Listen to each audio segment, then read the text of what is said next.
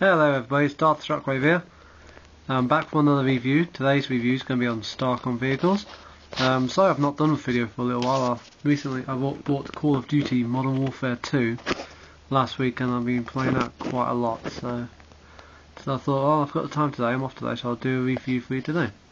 So as you can see here, today's review is on a couple of more Starcom vehicles. I'm waiting for my friend Fire Dragon Caillou to do a video review of the Laserrat and Skyroller soon, so hopefully between us we will have an entire collection done soon. Now, today's review is on the Sidewinder Starfighter and the Battlecrane. The Sidewinder vehicle, as you can see, came out in the second series, which was like 1988. These ones came out in. To me, these look like the older vehicles in the fleet, the more run-down ones, but still durable and still running type vehicles. Which to me makes a lot of sense, because you would keep vehicles on. There's no point in replacing them if they're still running quite well.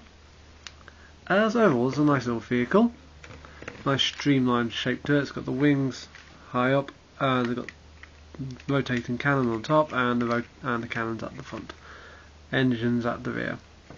The power deploy feature on this little vehicle is quite simple. It's this. This is the cargo pod mode, and all you do to turn it into that mode, because this one's unfortunately broken slightly, just click the gun turret around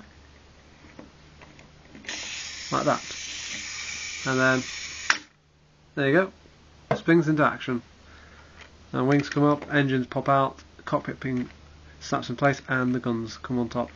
These guns can move out, and so can the nose guns. There we go. Here the Sidewinder is described as a high-speed jackknife fighter, which to me sounds like it can perform incredible twists and turns at incredible speed. But since there's no gravity in space, it doesn't make sense. But yeah, I love it anyway, because science fiction is great, especially when it defies laws of gravity and things like that. To open the cockpit, there's a little tiny button here, you can see it there, and it should open if it's not being stubborn. There we go. Opens up, and the little pilot sits comfortably inside. There's only enough room for him, really. They haven't even sculpted the control box down there. They sculpted some type of detailing around the seat, as you can see there, but they haven't sculpted a control panel in front, so it looks like to me he has no control panel on his legs. The control panels are on the sides, and he's the fighter with joysticks on either side of him. There we go. Nice little toy. Picked this one up a few years, about 6 years ago. That's quite nice.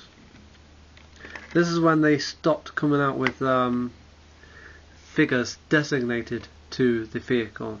This is when they started coming out with just a random figure packed with a vehicle. In the case here, this guy,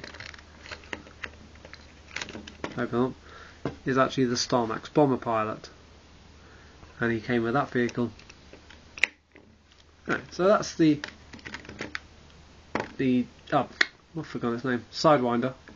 Also has a magnet on the bottom so it can lift things up. There we go. Out of all Starcom toys. Next vehicle is the Battlecrane and its crate. This was one of the first released vehicles, came out in 1987. Along with the Star Wolf and the Starmax, these were the only vehicles available for the Space Fleet, because in 1988 they came out with about 3 more vehicles for all the Space Fleet. This basically is, just as it says on the tin, it's a cargo deployer. It just moves crates in and around. And you know what? It looks great. I like the design of it. It looks like something that you'd see in a practical use on a star station. On a starbase station, you know, something in Star Trek. Something like these would be used to build the hull of the Enterprise, probably. And we got the crate that comes with the lift up. I like crates in science fiction movies because it just fills the background. yeah, you always have a nice random crate, especially when they look like this, and it always fills it because it could be full of anything, supplies, weapons, computers, who knows. The crate opens up. I trimmed my nails the other day, so it's not going. There we go. The crate opens up, and usually what most people do, put the spare weapons in there, like I've done. You can fit a couple of figures in there if you wish. The power deploy features of this one, this model is a little bit stiff, so you have to excuse me another go. What you do is you press, let's see, there's two buttons on the back here. You press this one, yeah, press that one, and it releases the cockpit. There you go. Show that again. So you press that big button there, and it releases the cockpit and the guns. So that comes out there.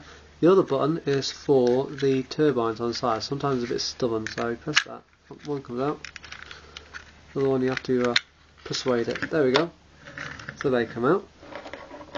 And then you have a gun in here, which moves out, and the end of the gun comes out as well. Now the other main feature of this is the legs. Take the bottom of the vehicle and you just move them out.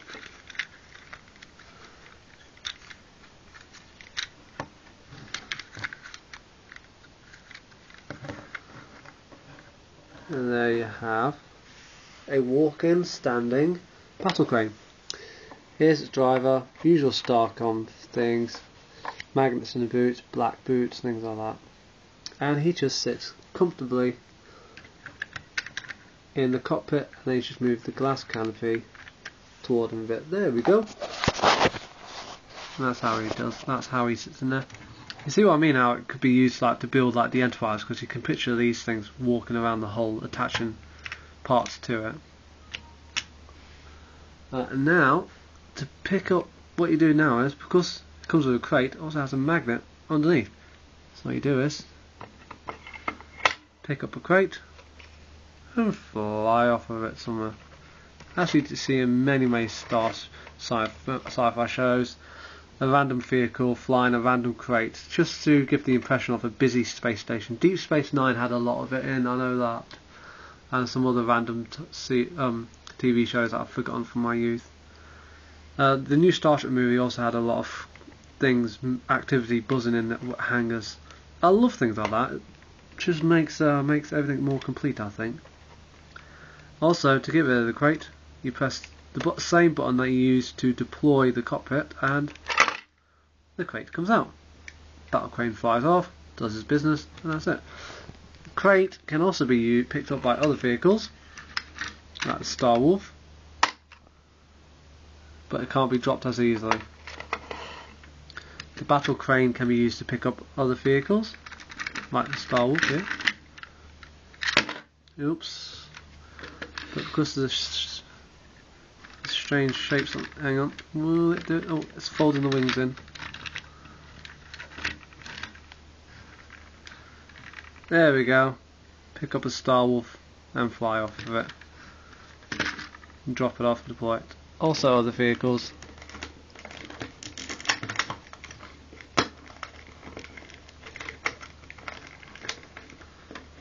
Like the Sidewinder. Pick that up. Fly off of it. Deposit it somewhere else. Battle cranes are actually quite cheap online. I got this for like £2, I think, or £2 or £4. Not that expensive. Some people put them on and buy it now for £20, but I was quite astonished when I saw the price of this one, so I thought I'd buy it. They're not as expensive as Star Wolves or Star Max bombers, and some of them come in plentiful supplies. Of course, unfortunately, they have the yellow and plastic, but I was quite lucky with this one. The only problem with this one is some of the stickers. So there you go. The battle crane. If you're looking for some Starcom stuff, and you want some cheap stuff, go for the battle crane. You can't go wrong with it. A nice industrial looking design.